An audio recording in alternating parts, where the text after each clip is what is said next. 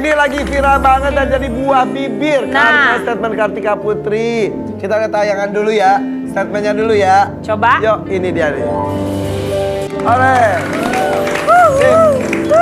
Sebetulnya semua orang punya hak untuk mempunyai kriteria calon pemimpin, dan itu semua juga sudah mengungkapkan. Tapi mungkin karena sekarang lagi panas-panasnya politik, Karput, tiba-tiba ada komen dari Karput. awalnya kenapa tiba-tiba membuat itu, triggernya apa? Bener, yang paling penting kan harusnya awalnya, dan video itu kan dipotong. Video awalnya itu aku tuh ngeliat dulu video dari Presiden Turki, Erdogan kalau nggak salah ya. Beliau itu mengaji dengan lafaz yang Masya Allah indah banget. Dan aku tuh baru banget hitungan menit gitu ya ngeliat video itu. Terus tiba-tiba aku lupa live apa tanya jawab gitu. Maka aku ngejawab, karena aku tuh juga di-push sama follower aku. Kakak pilih yang mana, kakak pilih yang mana. Sampai hari ini pun aku masih ikhtiar dan membuka hati pikiran aku untuk ketiga paslon ini. Aku melihat gitu, mana yang maksud aku kayak, oh ini nih yang aku mimpi-mimpikan. Tanpa, kalau aku ya membuka hati dan pikiran, tanpa melihat hal-hal negatif yang berkeliaran di isu negatif, aku fokus aja. Makanya aku nonton debat. Nah lalu makin nonton tuh makin bingung kan kita semua pasti ya. Setiap debat itu berbeda-beda. Ada plus minus lah masing-masing orang. Sebagai muslim pastinya kita isi koroh. Tapi di sisi yang lain tuh pada saat setelah ngelihat ada presiden yang bisa ngaji, dan negara kita adalah negara muslim terbesar di dunia nomor 1, dan kebetulan para paslonnya adalah muslim, semuanya muslim. Jadi buat yang bilang, lu kok bener-bener gak Bhinneka Tunggal Ika, kalau salah satunya aja ada yang non muslim, mungkin aku memang salah banget gitu. Karena aku sudah tahu semuanya muslim, ya itu aku bilang pengen denger deh ngajinya gitu. Dalam arti nggak usah merdu deh, yang penting ngaji gitu. Nah yang kedua, keinginan mak-mak aja ya. Itu pun kalau sampai kalau kedengeran ya, ya kan. Iya. Orang kita nyampein buat 3 paslon yang nggak ada yang ngerespon, netizen pada ngerespon gitu. Akhirnya banyak yang kenapa harus bagus. Yang lucunya lagi para oknum-oknum ya banyak juga. Bahkan ada juga orang yang termasuk public figure mengomentari kayak, banyak tahu orang yang bisa ngaji tapi melakukan keburukan. Ini aku miris banget. Dan yang ngomong juga seorang muslim. Makanya di sini aku mau tekanin bahwa aku bilang kan kalau orang ngaji insya Allah, which is dia juga manusia punya kekurangan. Tapi yang bisa ngaji sama istiqomah ngaji tuh beda loh kak. Gitu. Orang yang bisa sholat dengan yang sholat 5 waktu setiap hari juga pasti beda hati dan keimanannya. Itu yang harus kita garis bawahi. Dan yang kedua juga, jangan yang diangkat itu oknum. Akhirnya mereka ngangkat berita oknum-oknum yang menotabenkan punya memeluk agama. Bahkan nggak cuma agama Islam, agama yang lain tuh pasti ada oknum-oknumnya yang memanfaatkan status agamanya untuk melakukan perbuatan yang memang dilarang atau kriminal atau memang dilarang oleh agama itu sendiri.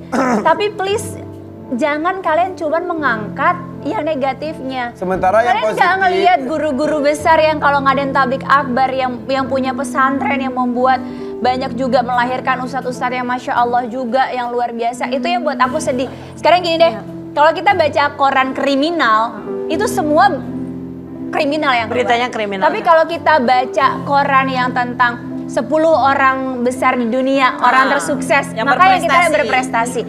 Which is buat aku, kenapa aku juga nggak mau ambil pusing, mau dibully di TikTok, di mana aku nggak ambil pusing karena mereka menanggapinya dengan hati yang tidak tenang, emosi, dengan ya menggebu-gebu, mungkin. Nah, mungkin yang mensulut lagi ada salahnya aku ketika aku nganggapnya bercandaan. Jadi marah-marah, aku komen di salah satu media, aku bilang gini, cie marah-marah, kenapa paslonnya nggak bisa ngaji ya? Jadi itu aku cuman ngeledek aja gitu, tapi bapernya beneran. Dia berpikir kayak lu nuduh paslon gue, padahal aku mikir kayak, dan dalam hati aku tuh berkeyakinan insya Allah semua paslon aku yakin pasti bisa ngaji. Intinya ini betul yang Oki sampaikan, ini lagi panas, jangan sampai memanas dan juga memecah belah. Betul. Dan masing-masing orang masih punya hak untuk pendapat, punya kriterianya. aja. Grup WhatsApp jadi pecah, keluarga jadi berantem. Itu mah ngeri banget. Lu tanya dong kriteria gua apa? Apa sih kriteria? Pokoknya siapapun nanti yang jadi presiden yang takut sama Tuhan. Karena kalau udah takut sama Tuhan, insya Allah beres semuanya. Betul. Gua gak pernah ngomong di mana-mana, cuma di FYP. Gua gak pernah komentar di sosial media, gak pernah gua komentar di mana-mana. Setuju. Garis bawain orang yang takut sama Tuhan kalau dia memeluk agama apapun itu pasti dia akan membaca kitabnya masing-masing.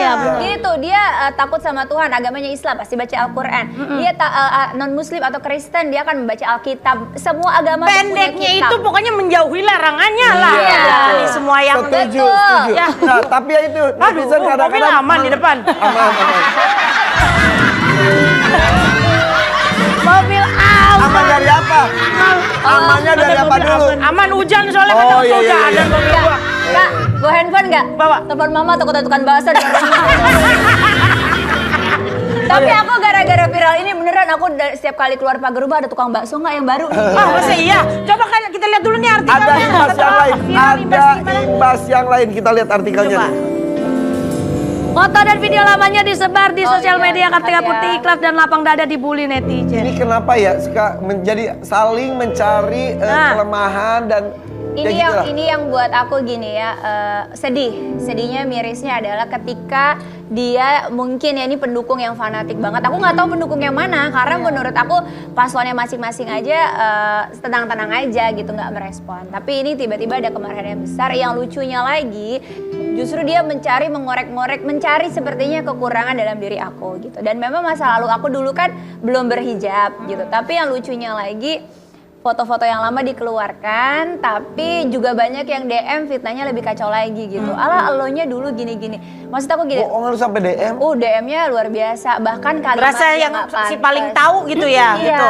Terus memfitnah yang luar biasa gitu. Lucunya itu ingat banget aku lagi di Madinah, aku lagi baca, terus tiba-tiba kayak dulu aku belum berhijab bukan berarti aku seburuk itu juga gitu. Aku besar di lingkungan, alhamdulillah aku Islam dari lahir. Tapi memang kan semua orang ada yang langsung memang dibesarin di pesantren segala macam. Aku dibesarin dengan keluarga yang modern, tapi aku diajarin ngaji kok. Kayak semua orang di Indonesia tuh anak kecil tuh umur 5-4 tahun kan pasti udah langsung ke TPA gitu. Tapi memang kan aku punya proses yang nggak langsung berhijab segala macam. Ketika itu dibongkar semua, ya aku ngadunya pertama pasti pas baca sama suami dulu. Habib bilang insya Allah itu bukan jadi dosa jariah kamu lagi.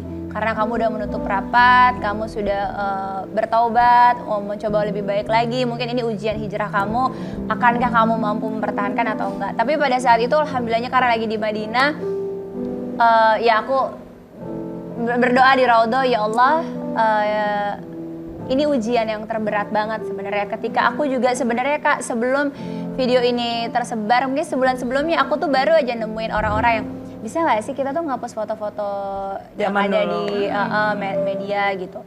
Oh bisa, Bukan di sosmed tapi kita aja, tapi sosmed aku dari sebelum aku hijrah kan sehari sebelumnya udah aku hapus gitu. Jejak digital. Jejak digital.